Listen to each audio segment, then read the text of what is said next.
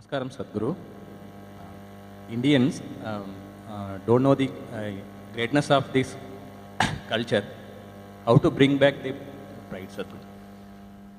I think one thing we have to do is rewrite a more responsible history of what has happened in this land for a long time. Not in the last 3,000 years, not in the 1400 years. What people in this land have done for a long time has to be brought back. In other countries, people are studying this. If you go to… there are Lebanese people, if you study in a school in Lebanon, you will read about how Indian workers, Indian sculptors, Indian elephants, Indian yogis came and built a Phoenician temple 4,300 years ago in Lebanon, which is called as Baalbek, which is a phenomenal temple. 4,300 years ago, some of the foundation stones are over 300 tons and there is no granite in Lebanon. They transported it all the way from Egypt, across the canal and up the mountain and put it up there. Indian elephants, workers and sculptors worked. The proof, there is enough proof, but one proof is visually hanging there is lotuses in the ceiling. Indian sculptor has to put a lotus wherever he goes. Where would a Lebanese sculptor have seen a lotus? Obviously, there are no lotuses there. So, how many Indian children forget about children, how many Indian grown-ups have heard about this? No. The Tamil kings went and built Angkor Thom and Angkor Wat in Cambodia. Angkor Thom is the largest religious building on this planet.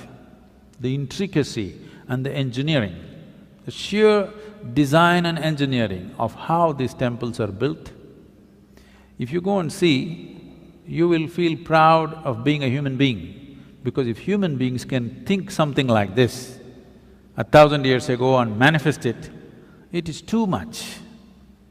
This was done by the Tamil kings, most of the work done by probably the Tamil labor. From first standard to 12th standard, does any Tamil child even read a line about this in their history book? No. We only read how we were conquered, raped, looted, beaten by other people. Then if there is no pride, why would you want to recreate it? You need to understand this. A culture or a nation is just an idea. When human beings take this on as an identity, attach some pride to it, it burns through one's mind and into his heart. Now he wants to protect it, rise it, keep it clean, keep it wonderful. If you do not build pride into it, then people will want to avoid it. Everybody will want to avoid it. Now, whatever you think is most successful in the world, you will want to imitate that. Today, our idea of success has become purely economic, not aesthetic, it is not intelligence that we value, it is not wisdom that we value, it is not beauty or aesthetics that we value, it is not spiritual attainments that we value. Who is the big man in Coimbatore, if I ask? People will only name the richest man in the town. They will not name the wisest man in town, the most beautiful man in town, most meditative man in town. No, the richest man in town is the biggest man. So who is the biggest whatever? Whichever is the richest nation, whichever is the richest culture, power and money have become the highest goals, which itself is a very rudimentary way of looking at life. Because of that, right now, I promised the American meditators, next 2 years I'm going to invest a lot of time in United States, because knowingly or unknowingly, they have taken on the leadership in the world. No sense? See, if all the American people wear blue workman's clothes,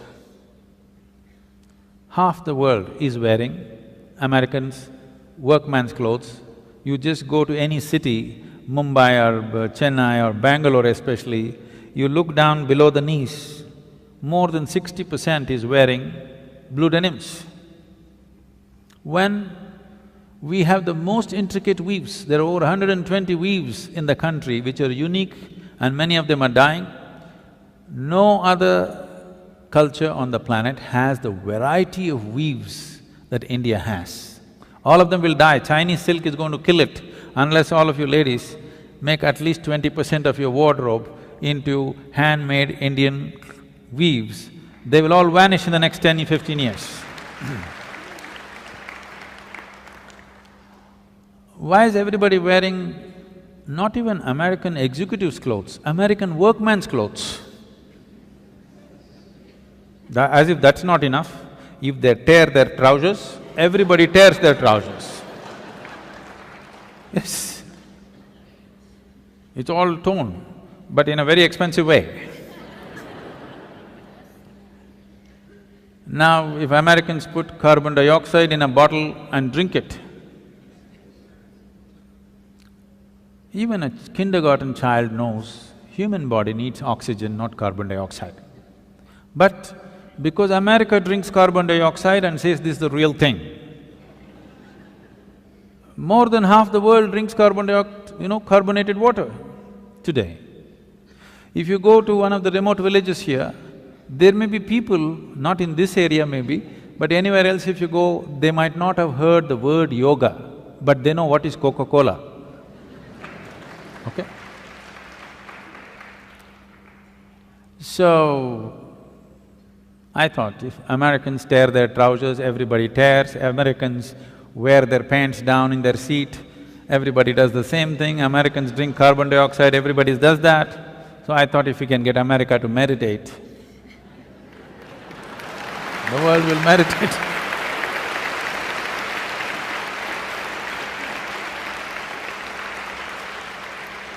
So, we are doing a little bit of a big push in the next 2 years in United States. We want America to meditate.